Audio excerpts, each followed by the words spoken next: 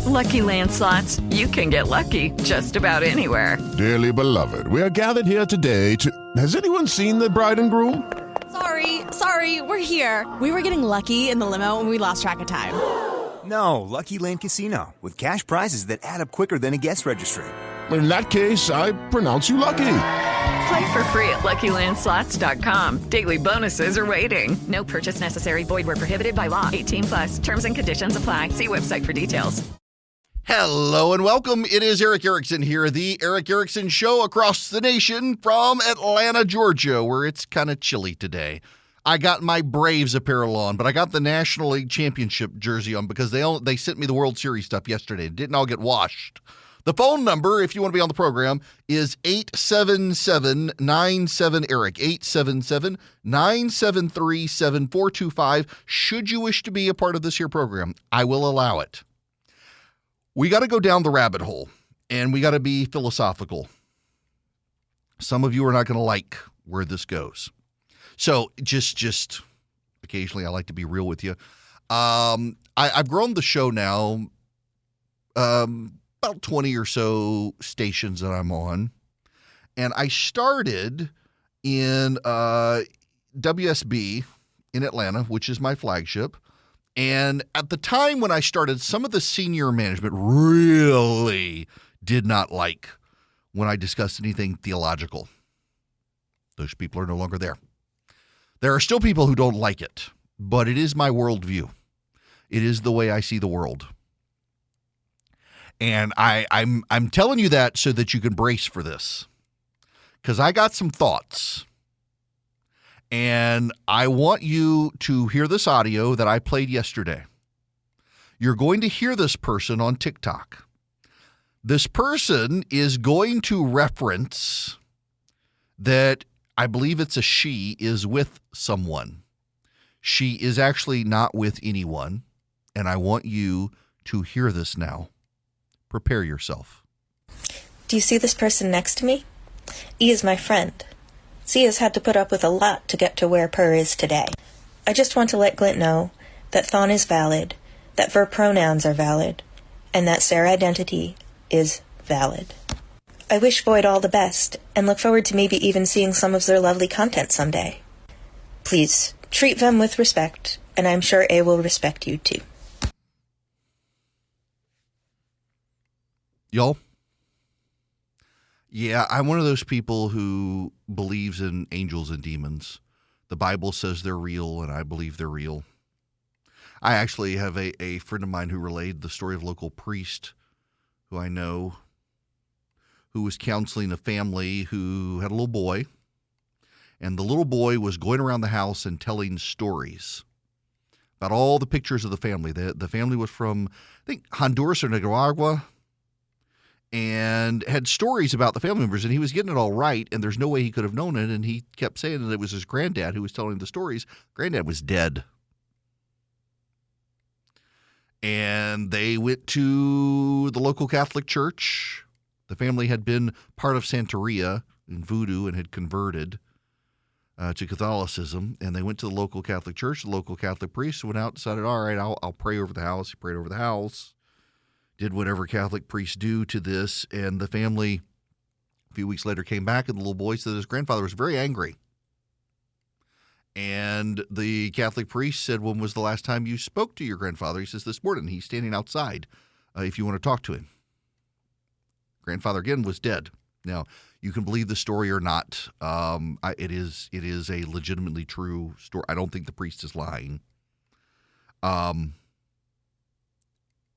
It's neither here nor there if you don't believe this stuff. And I realize a lot of people don't.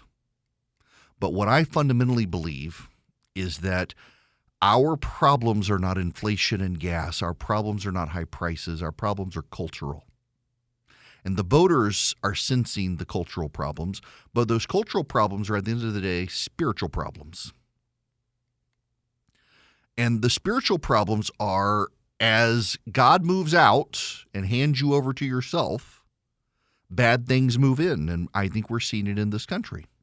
And again, this sounds like crazy talk to people. I'm very mindful that people who are believers, and even some who are, it's the stuff you're not supposed to talk about politely. A nationally syndicated radio show host, unless you're named Art Bell, is not supposed to talk about this sort of stuff.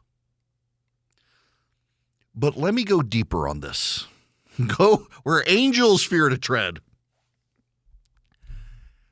I believe, fundamentally, philosophically, I believe every single person on planet Earth has a voice in the back of their head that tells them there is more to life than this.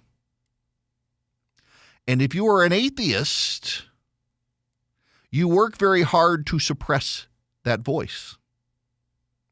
And if you are the child of an atheist, you hear the voice and you don't really know what the voice is saying, and it allows other voices to creep in and guide the conversation. There are a lot of people who suppress the voice in their head, and they're for the here and now. And you see it in politics on both sides of the aisle. You see it in politics. Everybody's for the here and now. People ignore the voice at their peril. It's not the voice of schizophrenia. It's not the voice of your multiple personalities talking at you. It's the perception. The perception that there's something else here, that you are here for something more than you are. And you either have to listen to the voice and ponder it or not. And a lot of people, they're listening,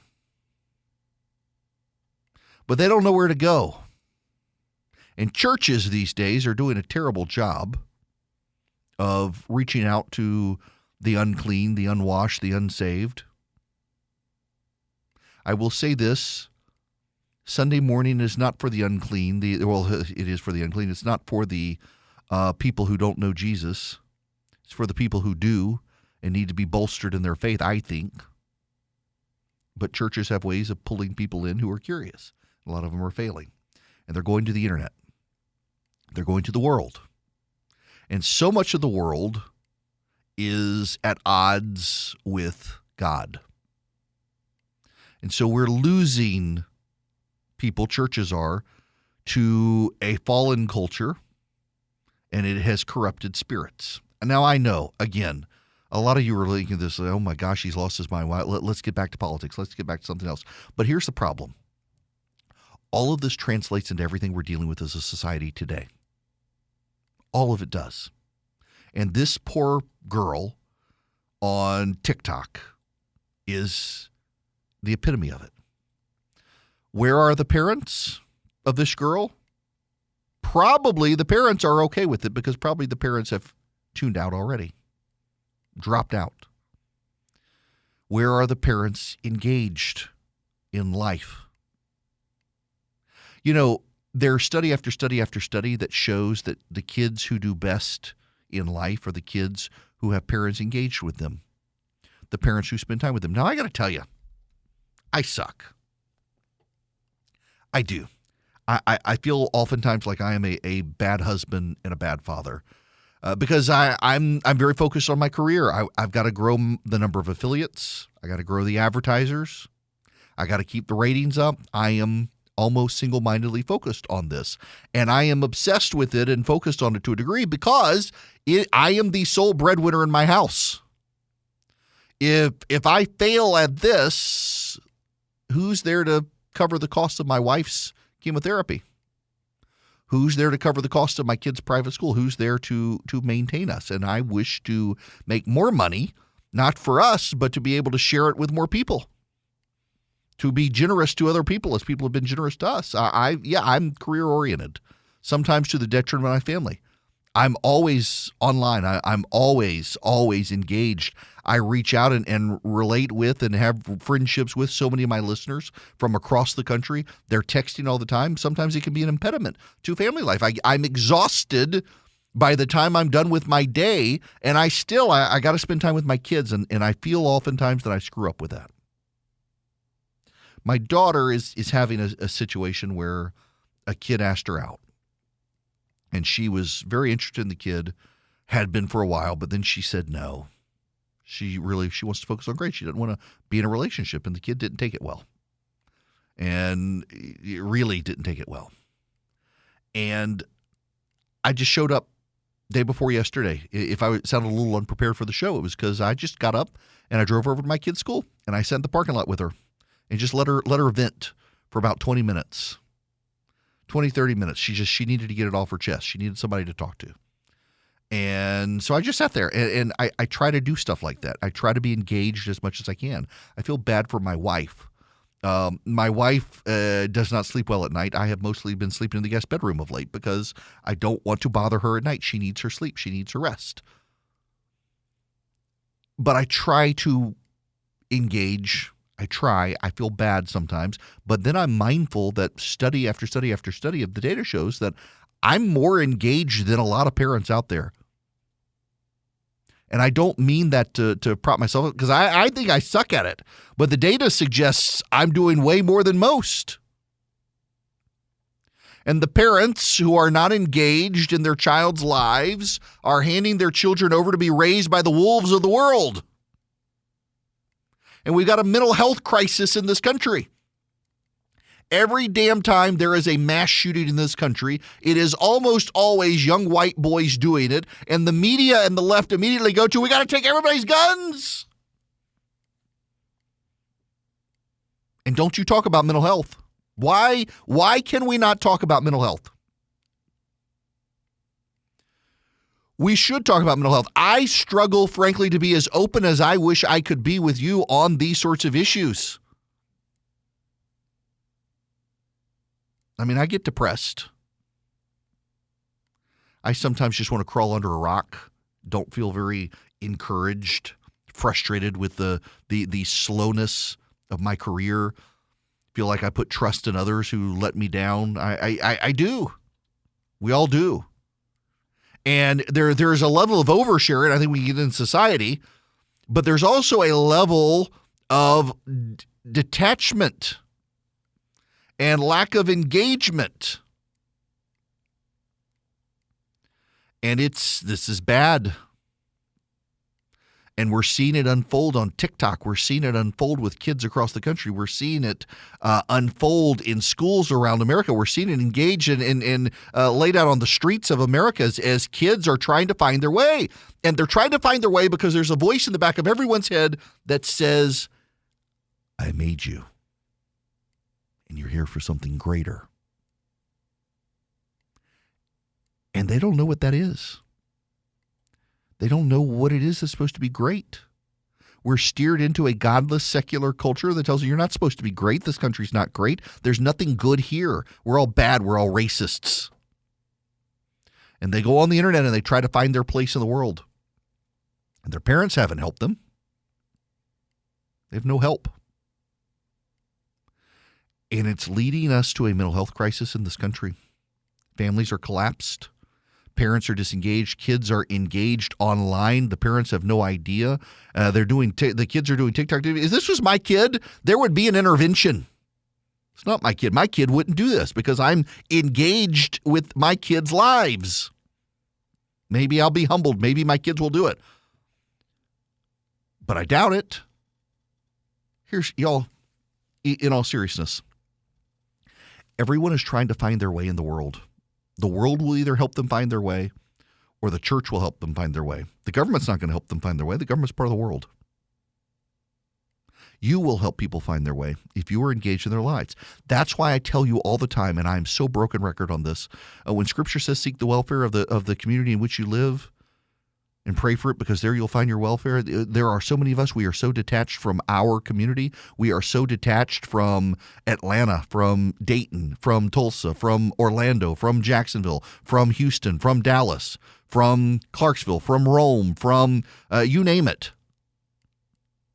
We're detached from our local community. We're not engaged with our local community. We're focused on Washington. We're obsessed with Washington. Washington provides all the answers. We're not seeking the welfare of our local community. We're not seeking the welfare of the homeless man down the street who's not going to get a meal for Thanksgiving. We're not seeking the welfare of the local family struggling to make ends meet because bills are so high. We're not seeking the welfare of our own family. We're not seeking the welfare of our next door neighbor because we don't even know their name.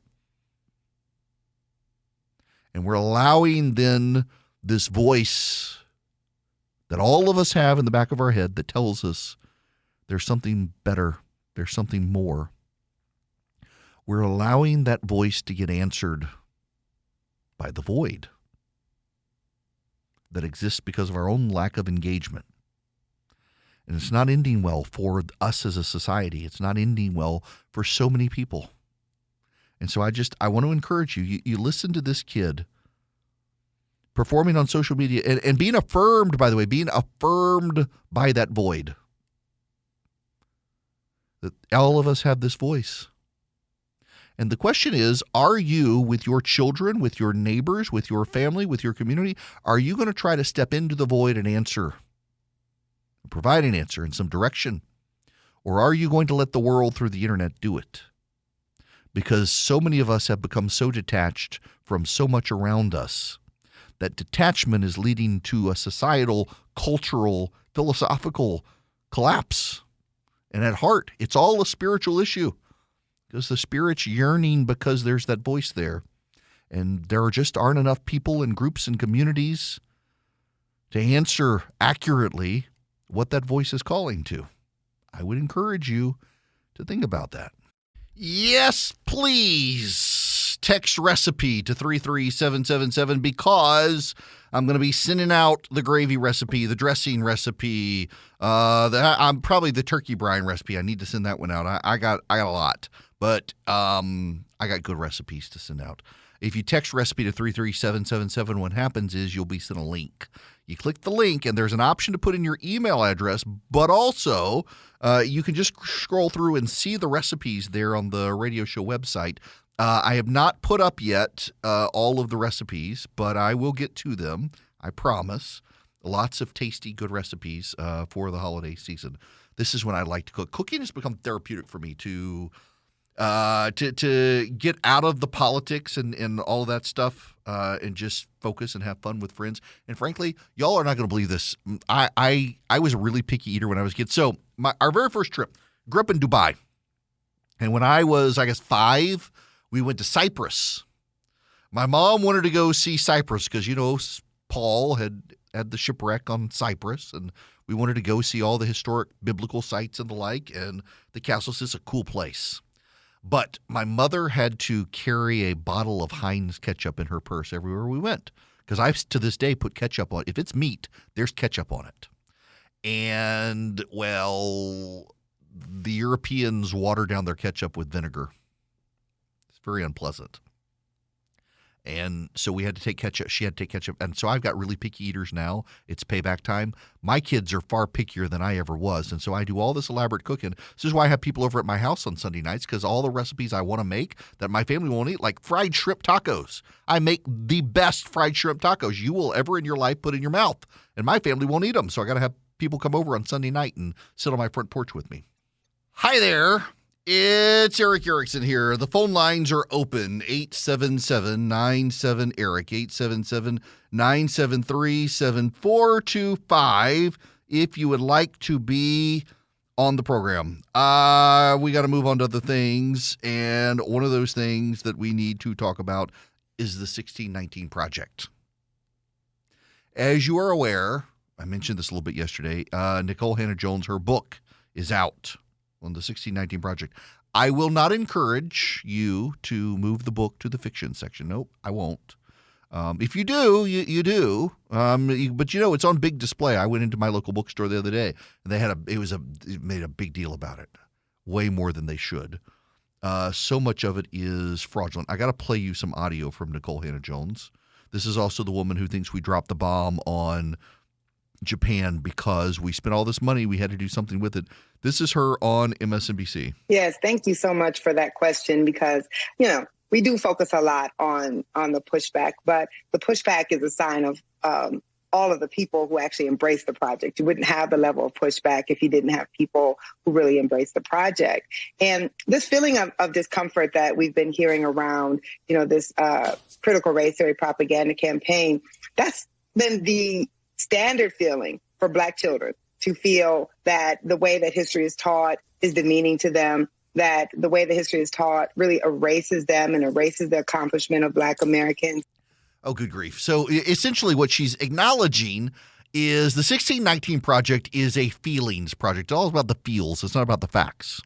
And the facts do not stand up under the weight. I mean, y'all, a socialist, like actual left-wing socialist publication, published a diatribe of a bunch of left-wing American history professors on how much she factually got wrong in the 1619 Project. Now, it wasn't just her. It was other authors, and they are trying to rewrite American history through a racial lens. And essentially their argument, and if you think about it, it's an unfalsifiable argument. An unfalsifiable argument is one that you cannot disprove because of the way the argument is made. And if you can never disprove it, it's not really an argument that can ever hold water because you can't dispute, you can't argue, you can't probe it. Her argument, and this is her argument, the argument is that American history was mostly written by white people. Therefore, it covered the things white people are interested in. It's unfalsifiable. White people wrote the history. They didn't cover certain topics. Therefore, they didn't think it was important because white people don't think it's important. Now, every history class I've ever been in about American history has covered slavery. But you now have these left-wing loons on social media say, I never learned about slavery in my history class. Really? People, I grew up in Dubai. Last I checked, Dubai is not in the continental United States. I went to an American school with American teachers. Guess what? We learned about slavery. I moved back to Jackson, Louisiana, a rural part of Louisiana. I mean, population 2,000 when you count the local prison and mental hospital in the area. I learned about slavery from a white Republican high school teacher. Yes, she is a Republican. Wonderful human being, Kathy Welch. Wonderful teacher. Loved her. We learned about slavery in American history. A white Republican teacher teaching me in rural Louisiana about slavery. Yes, I did. I don't know what you people learned in history, but in rural Louisiana, we learned about slavery and how bad it was. And how Southern whites moved heaven and earth to keep black people in destitute situations. I learned that from white people in the South. Apparently in the North, you didn't learn this stuff. Why? Because you talk to a lot of people and they'll tell you the biggest bigots are the ones in the North. Oh, yeah. Yeah, I hear this from friends of mine who moved up north and they're like, man, we thought racism was bad in the South. These aren't white people I'm talking to. It's amazing how they cover that up. But there's this whole project, the 1619 Project, it is a project of feelings. It is a project of revisionism. It is a project not of facts, but of emotion. And they want to force it on your kids at school, and parents are having enough. And you know what they're doing because of it is they're calling your parents racist. They're calling you racist. Democrats, this is from Insider, Business Insider, Democrats plan to swing back aggressively at Republicans on critical race theory. Listen to this. They've called it a racist dog whistle and a lie. But those messages haven't helped Democrats tamp down the uproar Republicans are feeling over critical race theory, now a misused catch-all term for teaching on race and diversity in K-12 schools that's firing up protests at school board meetings around the country. Democrat strategists say the party should hit back harder against divisive GOP claims while not losing sight of the priorities for voters, the economy. On a political level, it's a real threat and is allowing Republicans to claw back the inroads that Democrats have made in the suburbs over the last couple of election cycles, said Jim Manley, a longtime aide to former Senate Minority Leader Harry Reid. Democrats haven't yet pushed back on this issue enough. But the good news is the party's response is effective, and there's time to make the case before the 2022 elections, said Jesse Ferguson, a Democratic strategist. They just need to make the case relentlessly, he said. Right. They just need to make the case relentlessly that Republicans are pushing racism and that they're putting white supremacists in charge of their own education policy, and that if you oppose critical race theory, you're a white supremacist. How do you look at what happened in Virginia and think, We need to call people racist even louder. How did people get bad at this? Do you know, it's like we're in the political dark ages.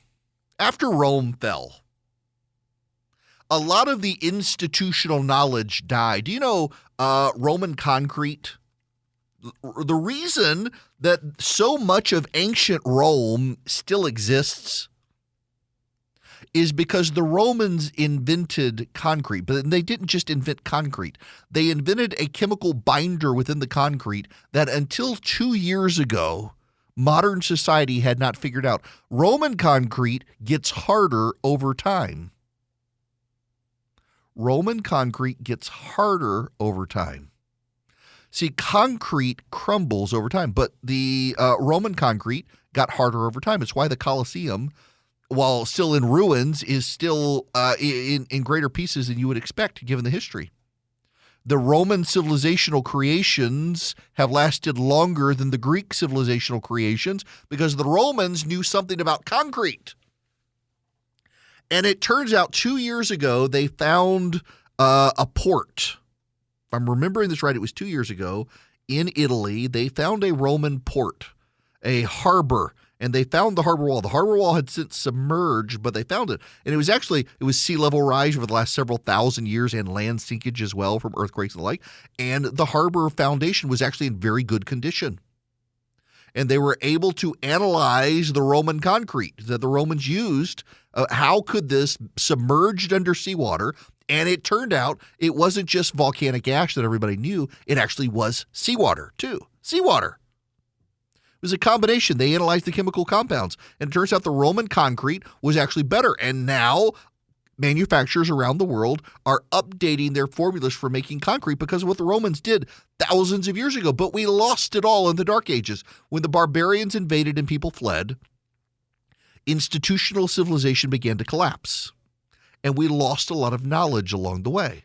You know, if you read, Gibbons, the history of the decline and fall of the Roman Empire, do you know why what Gibbons blames for the fall of the Roman Empire? Christianity.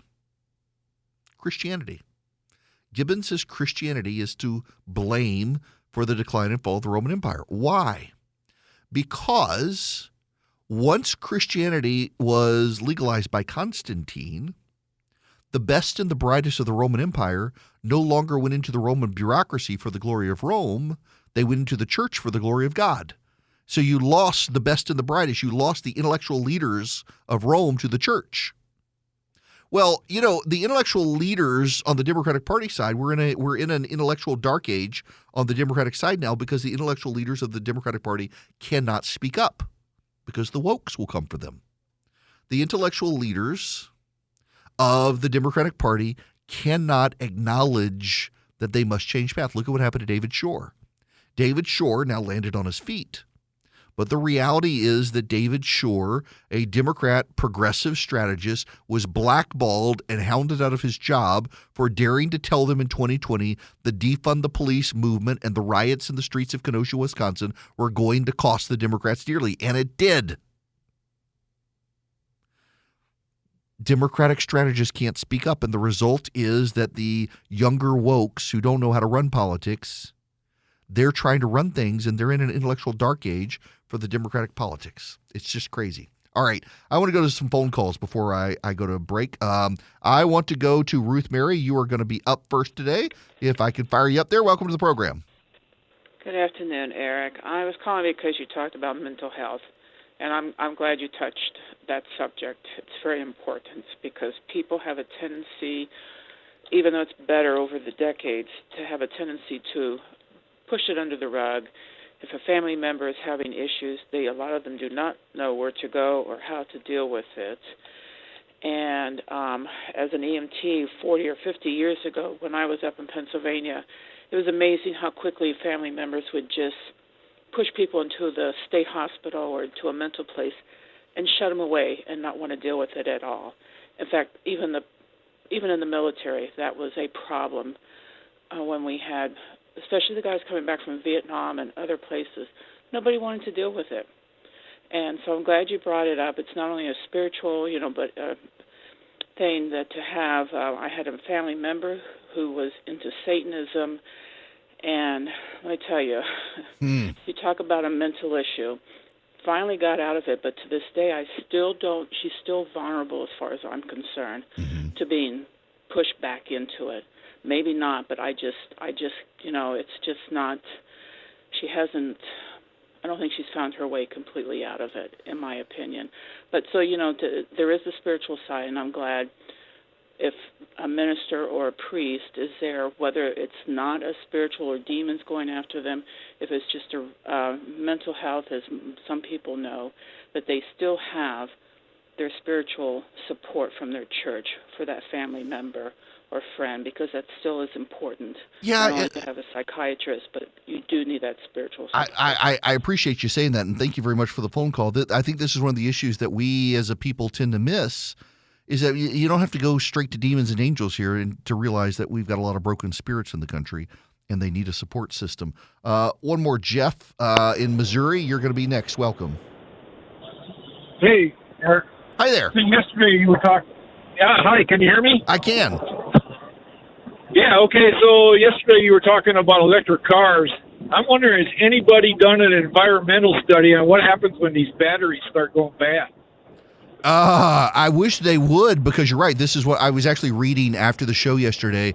Somebody sent me an article on 5 of the major issues electric car owners have. One is fires, battery fires.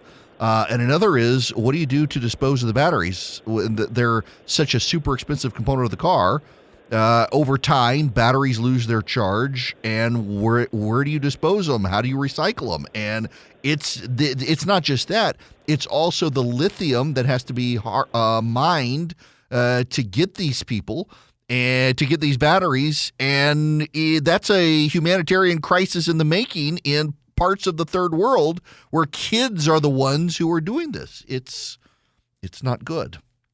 And nobody wants to talk about that environmental problem.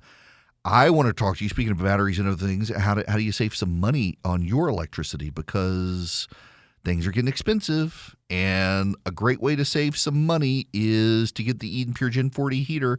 It is a fan. It's a heater. It can cool you down in the summer. You don't just have to put it in your closet when the wintertime goes away.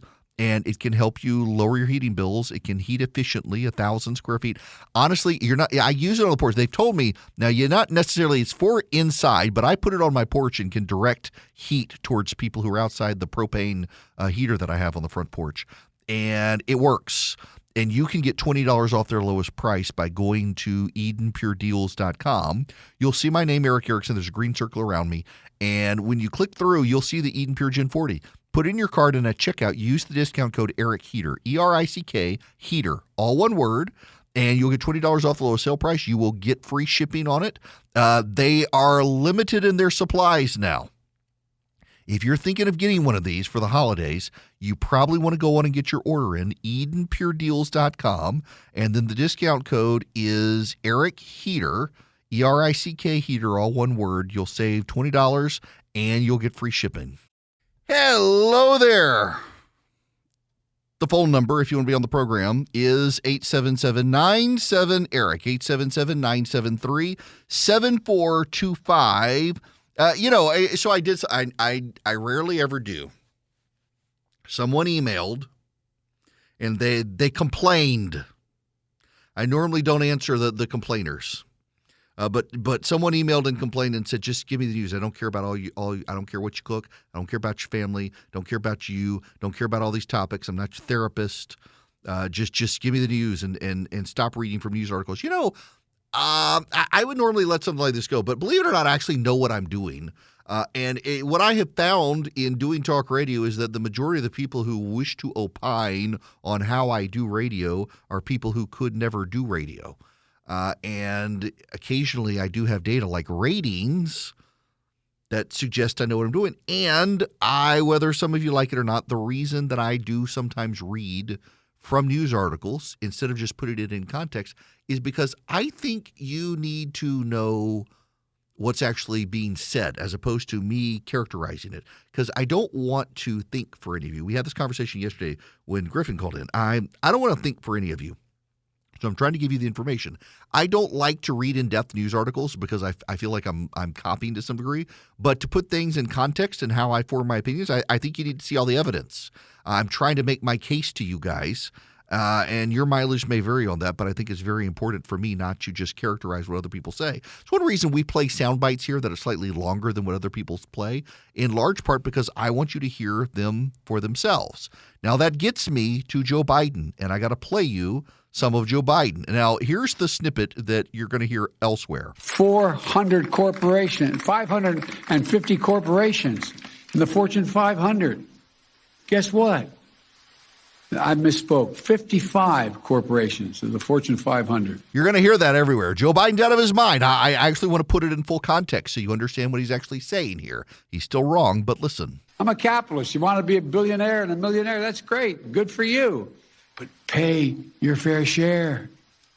400 corporations, 550 corporations in the Fortune 500. Guess what? I misspoke. 55 corporations of the Fortune 500 made $40 billion last year. Did not pay one single penny in taxes. Who pays it? Y'all pay it, as they say in Southern Delaware. Y'all do. For real. Think about it. This law, and so that's why this bill is paid for. Okay, and you just listen to the one little sentence, oh, there he goes again, he's out of his mind, stumbling over his words. But the larger context here is actually even worse, and it gets missed by people playing the gotcha on the mental health stuff. Only 55 corporations in the Fortune 500 that made $40 billion and they didn't pay any taxes. That's actually really good. It's actually really good. And he's kind of using data that doesn't fit there to sell a plan that he says is paid for when it's really not paid for. But now they have a new talking point you need to be aware of. Economists saying this won't impact inflation. Experts are saying it. We'll discuss the experts. And you thought these last 2 years were crazy. Welcome to 2022. It's coming up and nothing makes sense still, especially in business. If you're a small business owner, good luck getting financing from a big bank right now. I can offer you a fantastic solution if you're looking for $750,000 or more in financing for your business. First Liberty Building and Loan. Let's say you want to buy a new building or you want to refi existing debt or you want to buy a company. Basically, you see opportunity for your business to grow, but you've hit a wall with the mega banks getting financing. That's where First Liberty Building and Loan and my friends the Frost family come in. They solve small business financing problems better than anyone I've ever seen. They say yes, where big banks say no. It's that simple. Look, just do this. Spend 10 minutes with them. Call them, First Liberty Building and Loan. Say Eric sent you. In 10 minutes, you'll know if you're a good fit for their program. Go to firstlibertyga.com. That's firstlibertyga.com. They help small businesses nationwide in all 50 states. firstlibertyga.com. Lucky Land Casino, asking people, what's the weirdest place you've gotten lucky? Lucky? In line at the deli, I guess? Aha, in my dentist's office. More than once, actually. Do I have to say? Yes, you do. In the car before my kids' PTA meeting. Really? Yes. Excuse me, what's the weirdest place you've gotten lucky? I never win and tell. Well, there you have it. You can get lucky anywhere, playing at LuckyLandSlots.com. Play for free right now. Are you feeling lucky? No purchase necessary. Void where prohibited by law. 18+. Terms and conditions apply. See website for details.